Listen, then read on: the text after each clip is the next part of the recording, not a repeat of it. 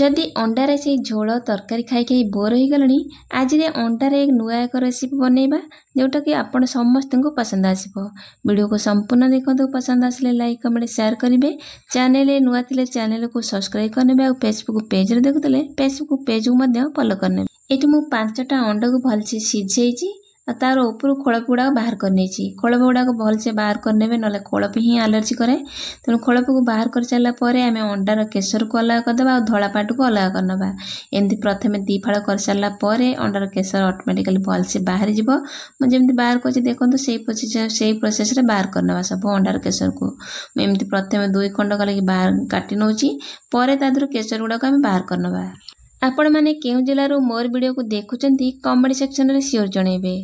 आपण मानकर छोट छोट कमेंट बा मोटिवेट करबो नुआ नुआ वीडियो आनिया पई। प्रथमे मु अंडा गुडा को काटी नेची। प्रथमे केसर गुडा को अलगा करनबा, ताको हमें परे व्यवहार करबा। आ धळा पाटू को हमें पूरा छोट छोट करी काटी नबा। आपण माने थरे एई प्रोसेस रे अंडार रेसिपीटा बनै के खांतु। जो माने अंडा तरकारी खाई खाई बोर हो गलाने से माने को एई नुआ उपाय रे अंडार रेसिपीटा बहुत पसंद आसीबो। एठी सबू अंडारू केसर गुड़ा को बाहर कर सारा पर आम से सबू अंडार धला पाट गुड़ा को छोट छोट कर काटी नवा। एठी अंडार केसर गुड़ा सब बाहर कर सारे तापर आम छोट छोट कर काटी नवा। जमती देखापी बहुत बढ़िया लगे। देखापी का अंडार केसर माने पाट गुड़ा छोट छोट हो गले तरकारी खाइबा बहुत बढ़िया लगे। आम प्रथम ही अंडार धला पाट को व्यवहार करवा, पछे आम अंडा केसर को केतेबेले व्यवहार करे तरकारी खाइबा बहुत बढ़िया लगे। वीडियो को संपूर्ण देखिले ही जानिपारिबे। एठी मु सबू अंडा को केसर सहित काटी नहीं अलगा कर नहीं। एठी सबू अंडा केसर रखी नबा साइड कर नबा। सेपटे गोटे मसला आमे प्रस्तुत करबा। एठी गोटे मिक्सी जार नहीं सेतरे अधा इंचरू टिके अदा मु पूरा छोट छोट करी काटी नहीं ताको दे दबा। ताथरे 6-7 कला रसुन को मु चोपा बाहर कर नहीं ताको दे दबा। ता सहित एठी जेतिकी राग खाइबा को पसंद करथबे सेही हिसाब रे एठी कंचा लंका 4-5टा ऐड कर नहीं। ता सहित गोटे बड़ साइज रो प्याज को मु छोट छोट करी काटी के एथरे फाळे देइछि आ फाळे रखिछि पर यूज करबी। एठी गोटे मिडिल साइज रो टमाटो को दे दबा। ता सहित 8-10टा खंडे आपण काजू मध्ये एठी ऐड करबे। मु एठी 6-7 खंडे काजू को प्रथम 4-5 मिनिट पूर्व बतुरेई रखिथिली। से सब को दबा। अल्प खंडे पानी दे तार गोटे चिकन करी पेस्ट करी आनिबा। जदि काजू नाही ताले काजू को मध्य स्किप करेंगे। यदि काजू पकेबे बहुत बढ़िया लगे खाइबा पई। एठी मु पूरा चिकन करी बाटी आनी पूरा क्रीमी हो जाइए मसलाटा। ये देखो चिकन करी बाटी आनी साइड करनबा। ये गोटे पैन बसई। पैन गरम होला परे गोटे बड़ चामच दे दो सोरिष तेल। ता सहित किछि गोटा मसला रे खंडे दालचीनी, गोटे गुजराती, 2टा लवंग, किछि गोलमरिच सहित जीरा को देछि ताको टिके भाजी नबा। टिके भल बास्ना आसी गला परे आमे फाळे पियाज मसला रे व्यवहार करथिले। आ फाळे पियाज मुटे रखिछि ताको छोट छोट करी काटी के दबा। आ टिके लाइट ब्राउन कलर हबा पर्यंत भाजी नबा। पियाज ये आमर पूरा लाइट ब्राउन कलर हो गलानी। आठू बेसी पड़ानी। आगुरी बाटिक रखी मसला पेस्ट को ए स्टेज रे ऐड करनबा। अल्प किछि पानी मिक्सी जार को धोई दे दबा। मसला तेल अलगा होगा पर्यंत मसला को एमती गोलई गोलई कसिबा। एछि मसला रो पानी पूरा सुखी गलानी, ड्राई हो गलानी मसला। एठी किछि गुंड मसला ऐड करबा। गोटे चामच बड़ करी नेछि काश्मीर लंका गुंड, गोटे बड़ चामच धनिया गुंड, आ गोटे चामच देछि चिकन मसला और आधा चामच देछि हळदी गुंड। अल्प टे पानी देदा मसला रो तेल तळे न लगिया पई। आ ताको कंटीन्यूअसली गोळेबा। मसला रो तेल अलगा हबा पर्यंत कसिबा।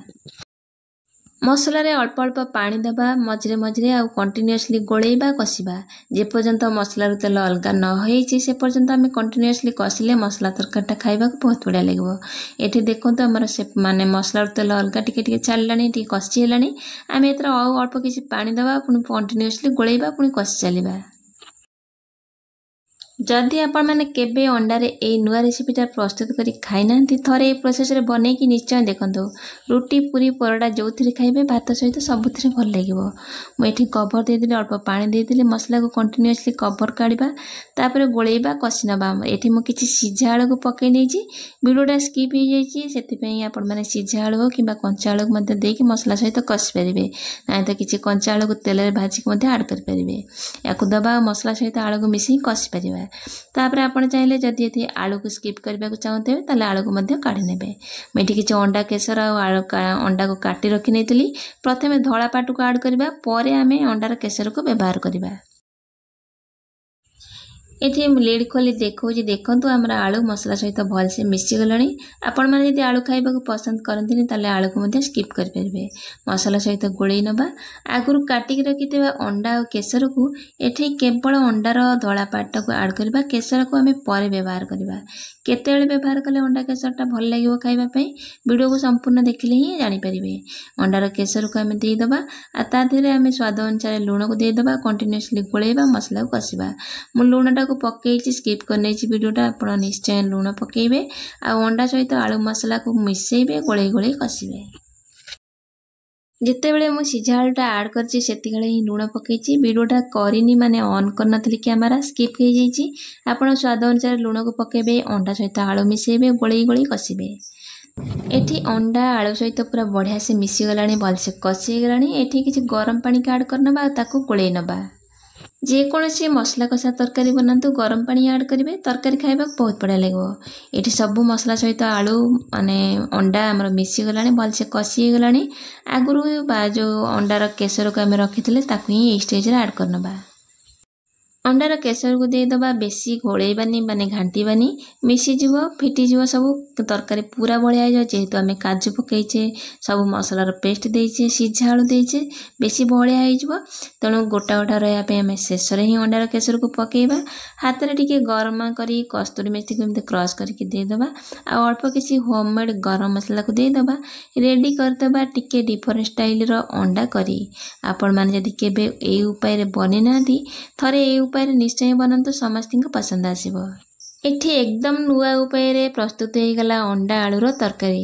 आपण माने निश्चय ए प्रोसेस रे थरे बनै के रोटी पूरी परोटा भात सबुतरे खाइबे खांतु। आ आजर रेसिपी आपण मानु केमति लागला कमेंट सेक्शन में शेयर जणेबे। पुणी आसीबे गोटे नुआ रेसिपी सहित। से पर्यंत रहउची नमस्कार बाय जय जगन्नाथ।